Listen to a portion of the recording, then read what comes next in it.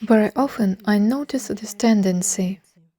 People come to training, acquire knowledge, opportunities, powerful abilities, and then getting into social life or facing the situation on the street somewhere in society, a person forgets all his work, all that he has learned. And society, by putting pressure on the mind of such a person, influences his choice, his decision, and his inner state.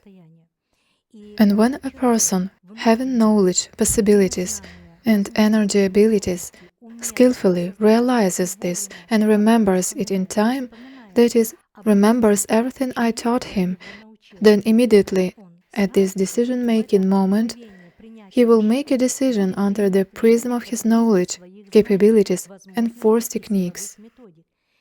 But very often we observe a tendency that a person getting into a situation immediately returns to his old past state, as he made a choice before, without this knowledge and capabilities.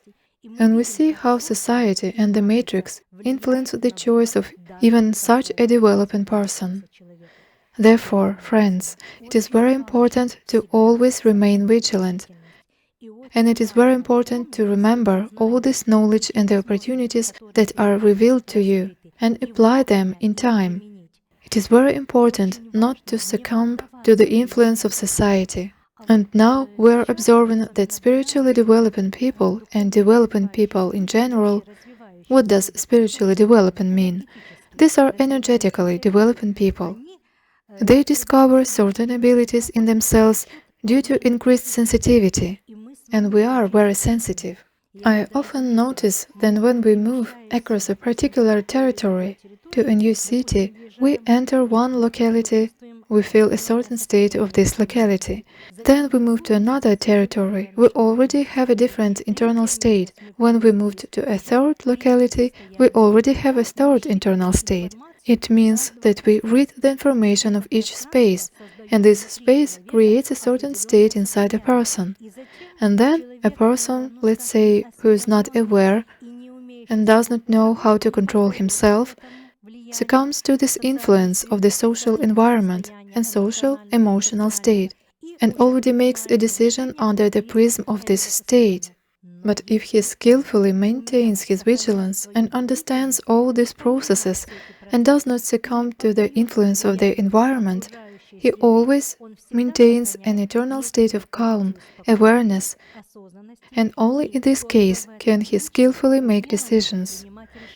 After all, your whole reality and your life depend on your decisions. Therefore, my friends, it is very important to always remember everything that I teach you.